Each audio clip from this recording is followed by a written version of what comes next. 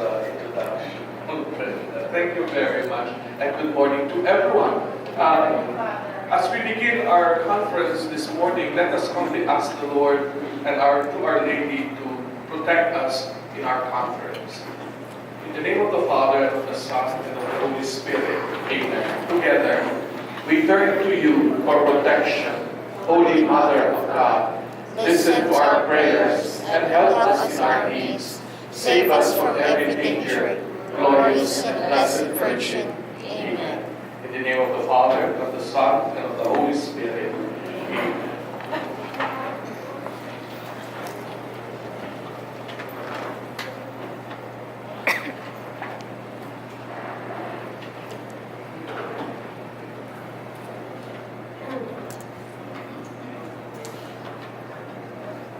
Allow me, in our first conference, we are supposed to take a break at around 10:15, but since we started at 9:25, then allow me an hour before we take a break. So let us look into our desire for holiness as the motivation by which the evil one would like to capture your heart. Because if there is no desire for holiness in our lives, there is no reason for the evil one to take you. After all, you already belong to him. It is in the struggle to get out of his grasp, to get out of his kingdom, and the only way to get out is to a life of holiness, that he works in order to keep us within his domain.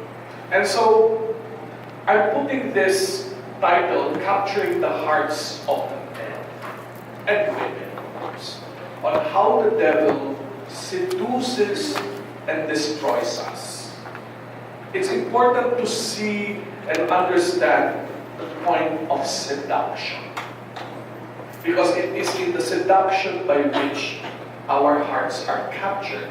And if you will look into this cartoon picture, this depiction of God and then the evil one underneath the table, God was trying to create man, and suddenly there were parts that were missing in the puzzle. And apparently, we call this the happy parts. So it's the happy parts, those parts of our body that give us pleasure. And the evil one took that away.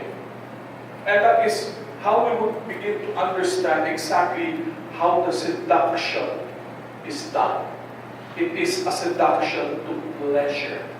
Now, let us be clear. Pleasure is not sinful.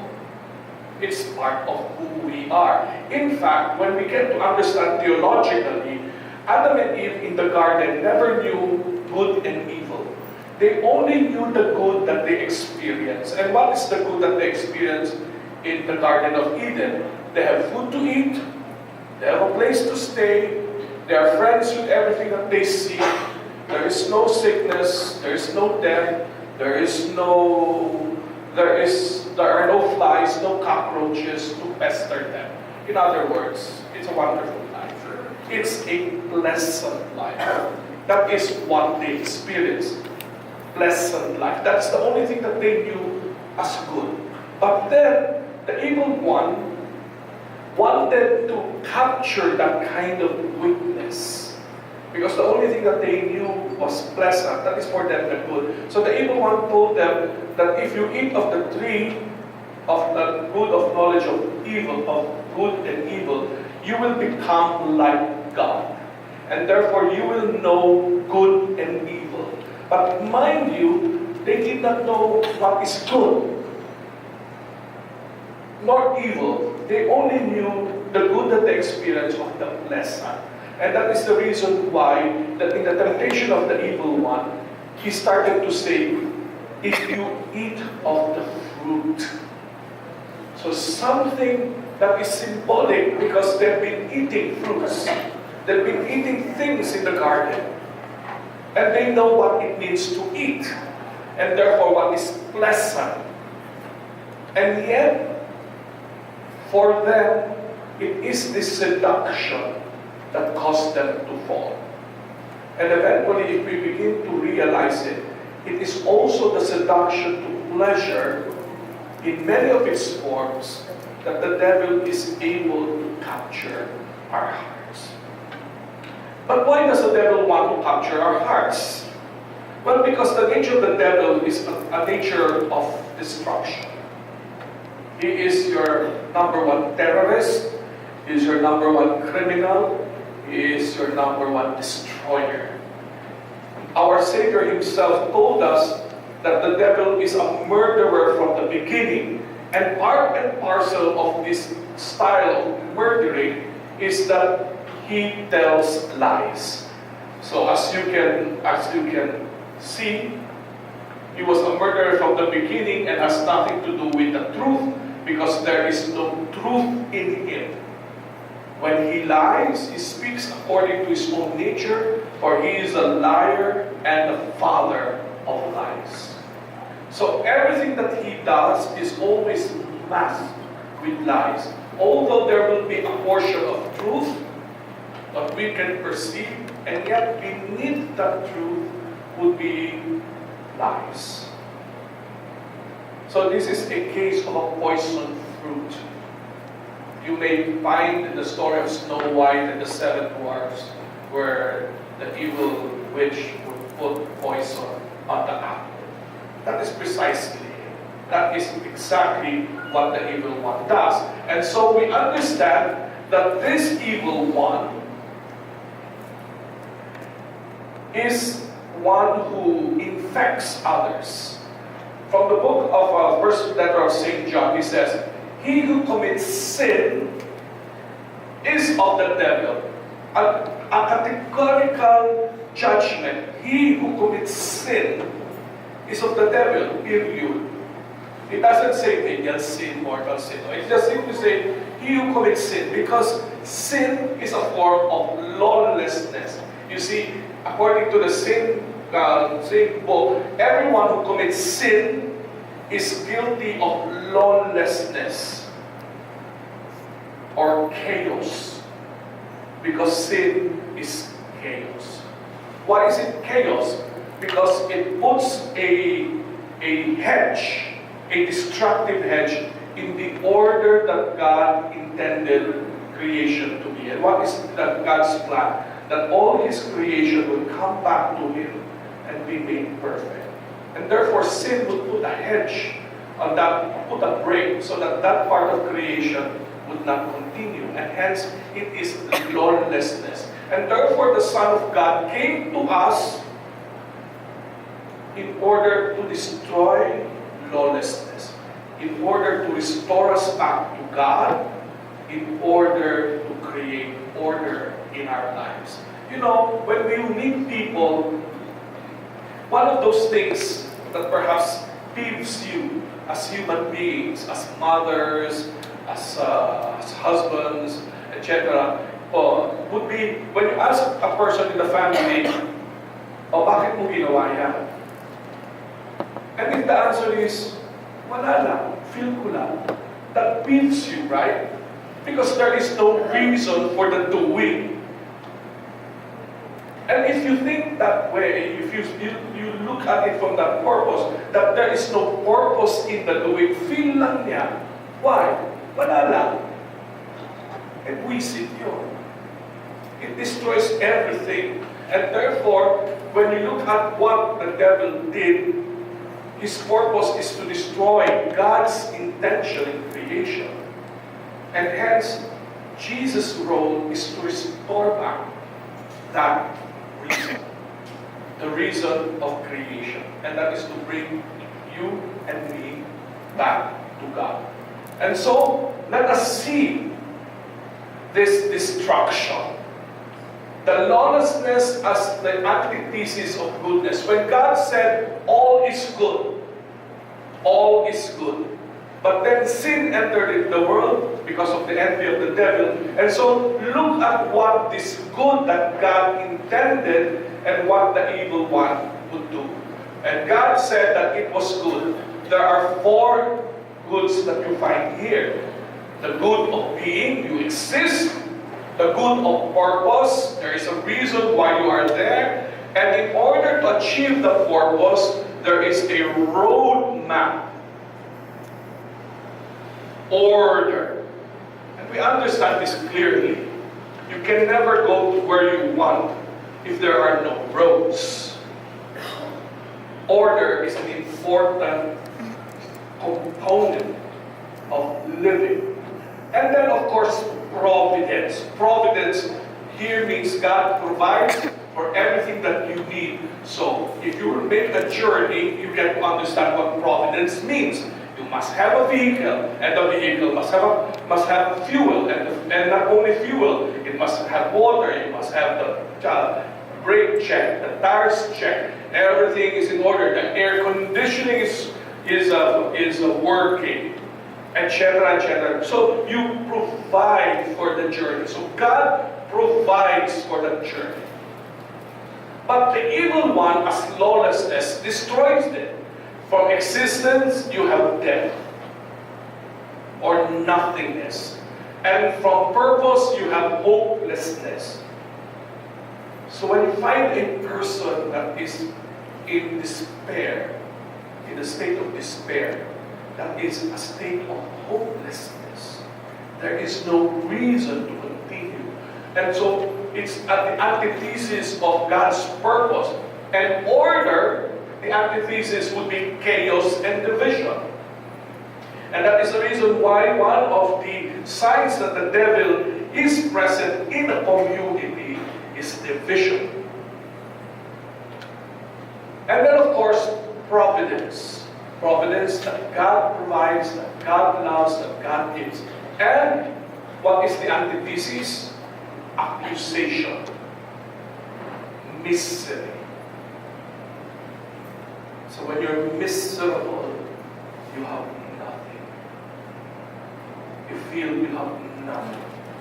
And therefore, you see, these are all antitheses. If you get to meet people who are being harassed by unclean spirits, this would often be present in them. Death, the desire to die, that there is no hope, God does not love, and there is no reason to continue. And when you have those components present, the devil is not far away.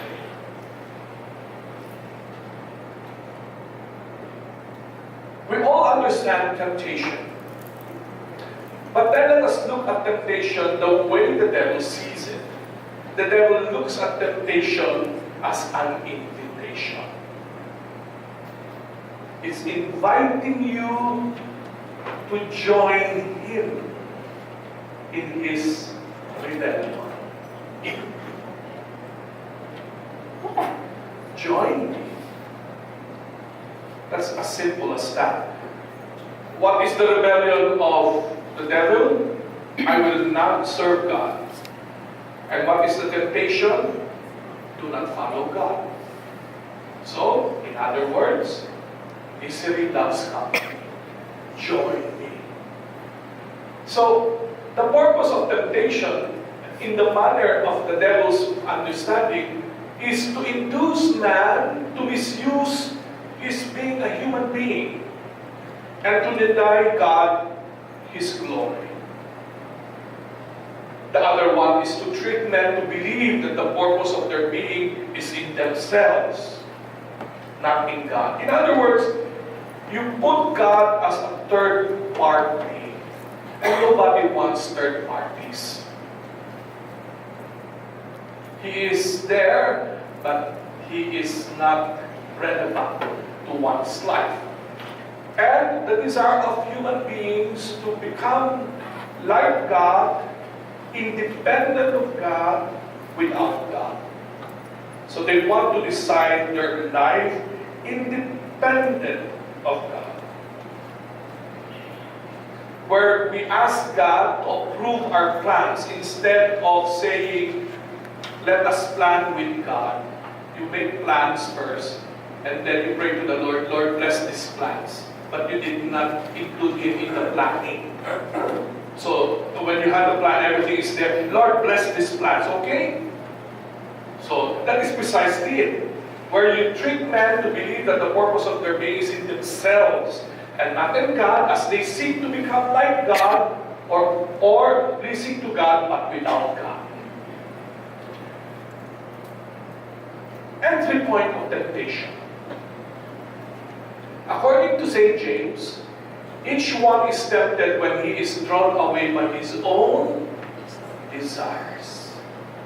So what do you desire? And then these desires entice you. So, the desires entice you, or the desires seduce you. A typical imagery. Garfield looking at your goldfish.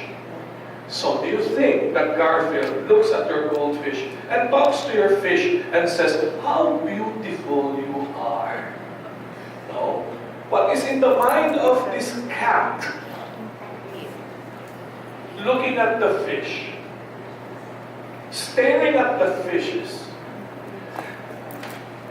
Interesting. Interesting to eat. I wonder how will it taste. That is how it is. And hence, when desire has conceived, where you see temptation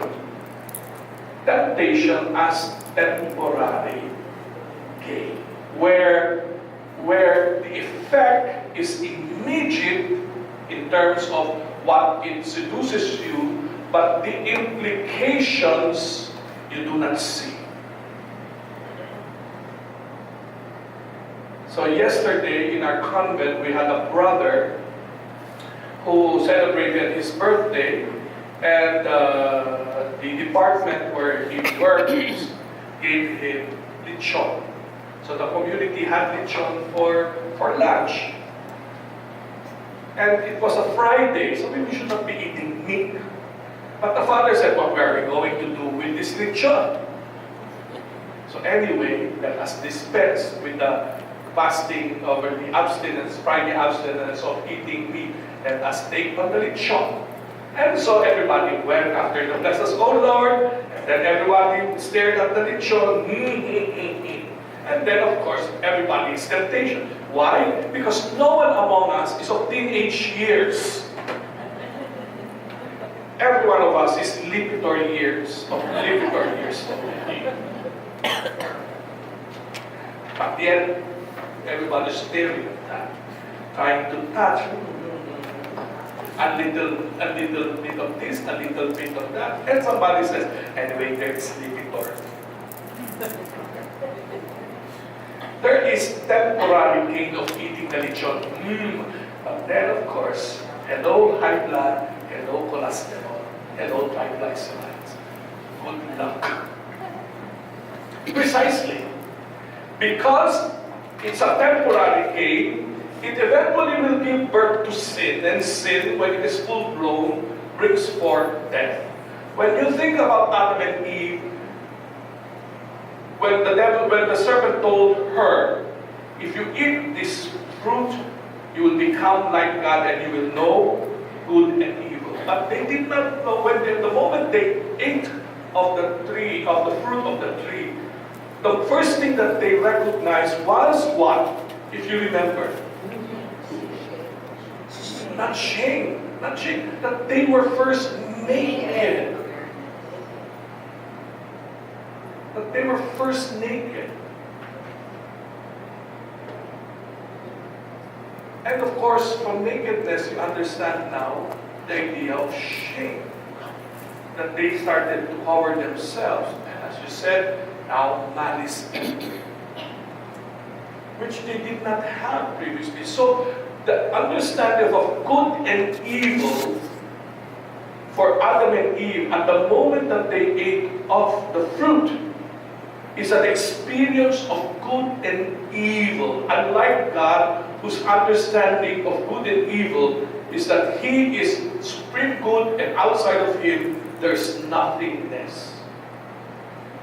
So it is a knowledge of Himself. Whereas knowledge of Adam and Eve when they fell was a knowledge of experience. Now we know the good and the bad because we experience it.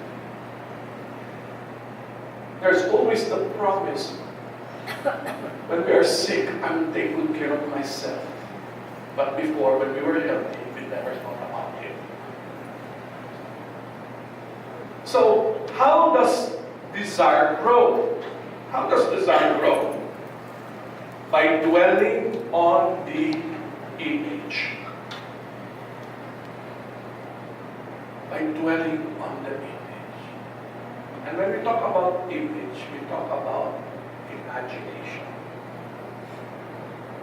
When we were little children, and of course of those of you who have grandchildren and little children as well, you often encounter this by dwelling on the image presented by temptation.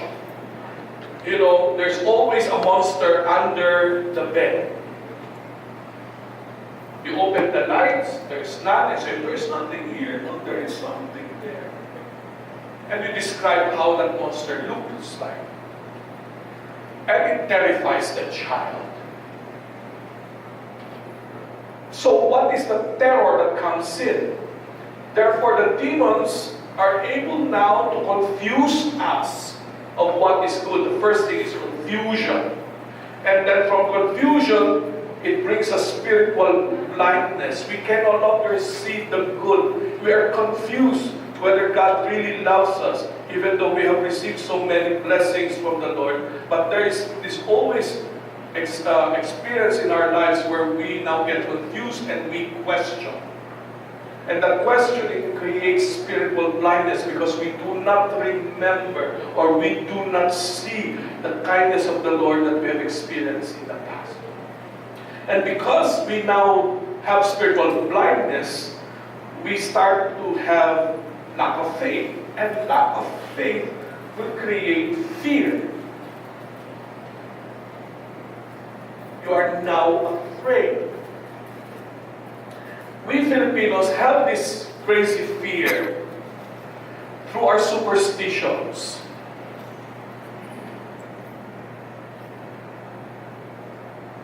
One day, my best friend's father passed away. I was the first one to go to the wake of the father the moment the body was laid to rest in the wake. And I was the first one. And his parents welcomed me, Father, thank you for coming. And all the kisses and everything. Then we celebrated Holy Mass. After Holy Mass, they would say, Father, what a wonderful Holy. Our faith was strengthened and we're really joyful, etc. Okay, nice. Going home. My best friend accompanied me. And then the mother stood up and said, Huwag kang lalabas. Baka may sumunod sa atin. Magpapaalam na ako. Alis na po ako. Father, bawal ng paalam. Sabi ko, Nay, pagdating ko kanina, puro yakap kayo, welcome, welcome. Magpapaalam ako. Huwag ako magpapaalam. Sabi nyo kanina, ganda-ganda ng bumalik ko tapos you were strengthened in faith. Now suddenly, no faith. You see, fear. Fear. And because of the fear, it disturbs us. Disturbs our hearts. And by disturbing our hearts, we are filled with terror. And then with terror, torment, and inner turmoil. You see how that works in our lives. Moving on, we now see these images and their temptations. And this is what we're going to discuss in our conference. The images and their temptations. Because the temptations will always have images. Our imagination will always be up. work. When we talk about gluttony, it's always about food and drink. It's not about food and drink in the abstract. It's in the concrete food and drink. So, what kind of food or drink are you thinking of right at this moment? But you know that lechon has a color. It has a size. It has an age. It's not lechon in the air. When you talk about lechon, you talk about a particular lechon.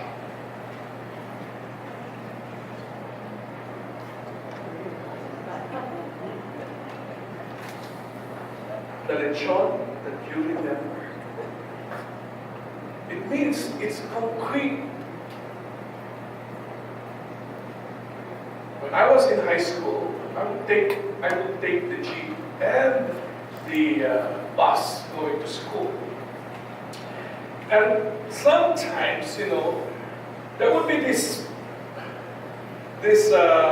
rider who would come in, bringing with him or her something to munch at. And lo and behold, this lady brought out her green mango on a stick with you're just staring at it. How come your mouth is salivating? You're just looking at it. You are enjoying what you see. You remember how it tastes, how the green mango's crunchiness feels like, and how the fish sauce tastes. And it's good. You're just thinking. Your imagination makes things. Food and drink. All in the memory. That's why when you said lechon, it's not pronounced like lechon. And if I will let you further develop it, how does the lechon look like? Where did you buy it? What's the color? How crisp is it? Ooh, nice. How about lust? Lust is also very particular. That's a problem with porn. Because it's always physical. Very, very physical. It's not just simply when you talk about beautiful. What is beautiful? You have to get someone that you, in your imagination. Beautiful means that you identify him. And that is why women would ask their husband, am I beautiful? No comment. No comment. You look at that. There's always that clarity. Avarice, greed, and envy, these are also very concrete. You're envious of something or of someone, or you desire something.